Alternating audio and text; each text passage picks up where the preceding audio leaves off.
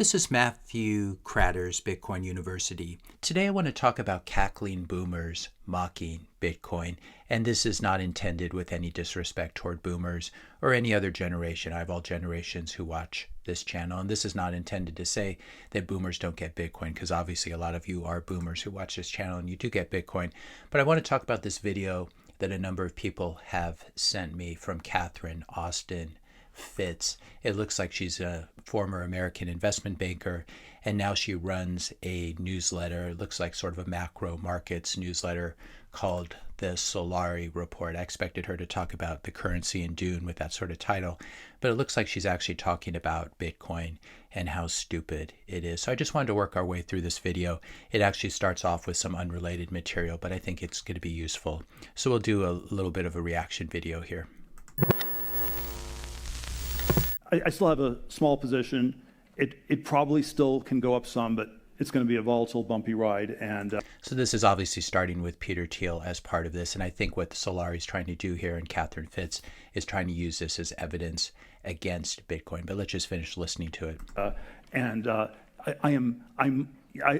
had a dual reason. One was this sort of, ideological, decentralized future of computing world that I really do believe in, really believe would be better, and it seemed like the perfect vehicle for that for such a long time, and I am just much less convinced of that. And so Interesting. So maybe Larry Fink with the BlackRock ETF surrendered to the forces, the anti-ESG forces, or maybe it's more like Bitcoin's been co-opted by them, and I worry it was more the latter. So Peter's a very, very smart guy, and he happens to be a friend of mine as well. I do not believe that Bitcoin's been co-opted. And in terms of Bitcoin not going up very much, this was an interview that Peter did in June of 2024.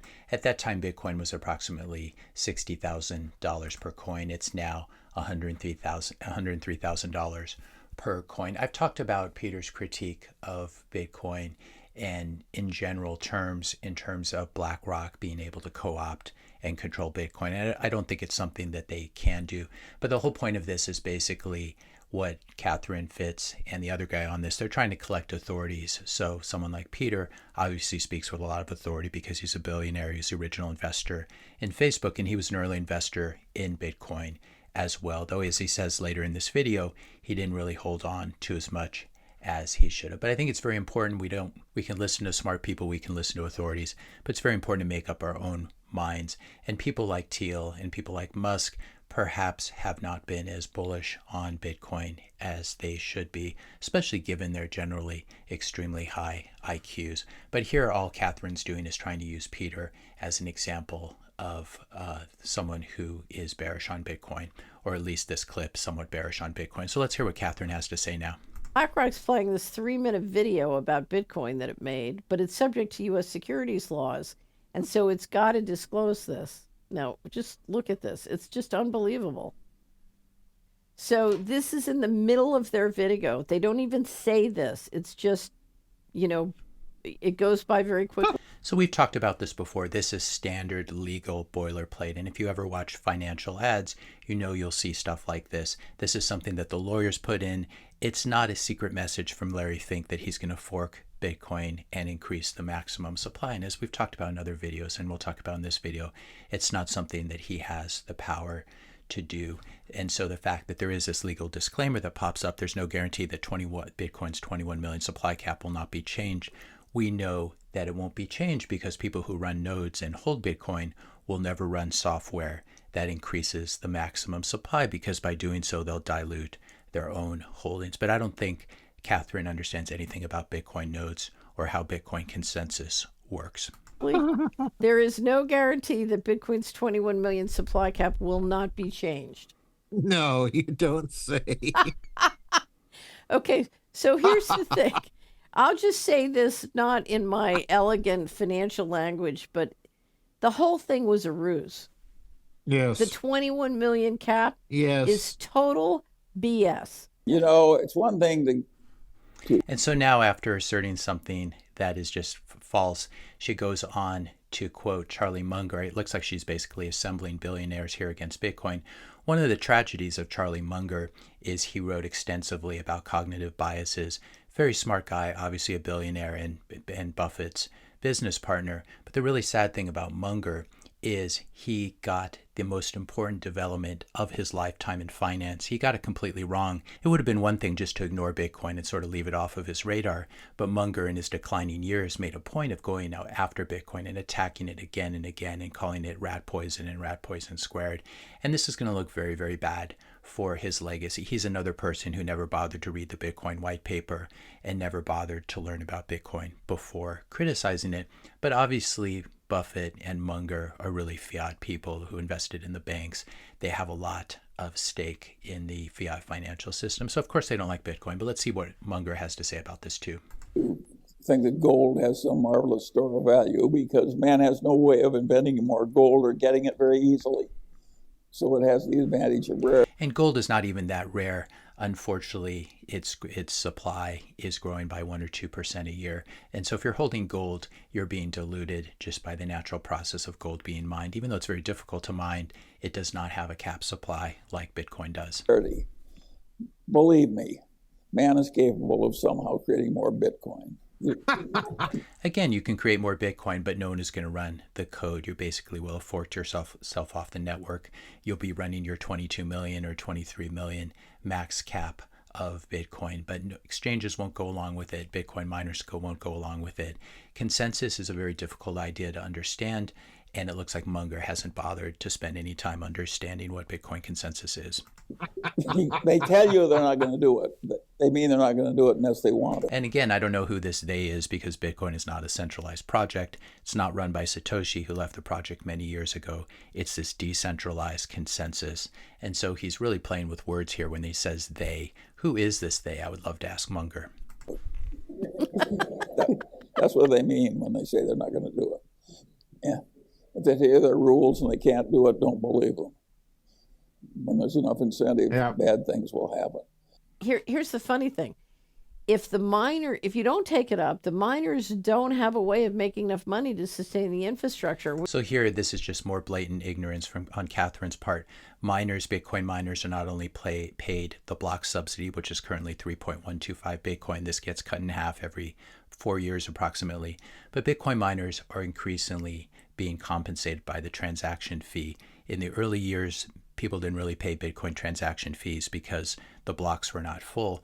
But now there have been a number of blocks where miners made more from the transaction fees from every transaction they include in each block than they did from the block subsidy. So this is very sad for Catherine. She doesn't even understand the basic mechanics of Bitcoin and the fact that miners are compensated through transaction fees and will continue to be compensated through transaction fees even after the block subsidy goes to zero. Which is a real problem because it turns out the infrastructure is a complete energy hog. I want you to listen. Now she's talking about Bitcoin waste energy, et cetera, et cetera. Well, data, big data, AI centers use a lot of energy too. Using energy is not wasting energy. I would say that this YouTube video, having to listen to Catherine speak and spew lies like this is a waste of electricity. But of course, she's not worried about data centers using electricity. Listen to this elegant Yahoo Finance description. The shares, meaning the shares of the Bitcoin ETF, are intended to constitute. They don't say are, they say are intended. Okay? Note that difference. Are intended to constitute a simple means of making an investment similar to an investment in Bitcoin. Okay, so they don't say you're investing in Bitcoin, and they don't say that it does constitute. They say it's intended to constitute. Again, this is just standard legal boilerplate, and this makes me think that Catherine has never read a prospectus. If we look at the BlackRock iShares Gold Trust, for example, it has this exact same language. The shares are intended to constitute a simple and cost-effective means of making an investment similar to an investment in gold. And then there's another phrase in here that she uses as if it's some sort of conspiracy for Bitcoin. Here's the other phrase: the trust seeks to reflect generally the performance of the price of gold. This is just how lawyers write on Wall Street. And if you've ever read a perspective, this is what they always look like. And so she seems to be trying to draw out there's some conspiracy here, and BlackRock's not really tracking, they're not really buying Bitcoin, they're not really tracking it. and they both seem to find this extremely funny. But again, you can go through any iShares prospectus and find similar language. And these are two people who seem to recommend gold and silver a lot. So it's interesting that they don't have a problem with the BlackRock perspective for the gold ETF, which has extremely similar language. Institute, and it's similar. Okay. Rather than by acquiring, holding, and trading Bitcoin directly on a peer-to-peer or other basis or via a digital asset exchange. Now, here's how BlackRock describes their investment objective on the ETF website. Quote, the iShares Bitcoin Trust ETF seeks to reflect. It seeks, it doesn't. It doesn't reflect, it seeks to reflect. Seeks to reflect. Okay. It seeks to reflect generally the performance of the price of Bitcoin. Again, that's exactly the same as we saw here. The trust seeks to reflect generally the performance of the price of gold. The only thing difference is the word Bitcoin. But for some reason, these boomers find this extremely hilarious, and they really undermine their own credibility here. I don't know why you'd listen to either of them on any topic, because they're just incredibly ignorant in this particular area. And so who knows what else they get wrong. Right? So,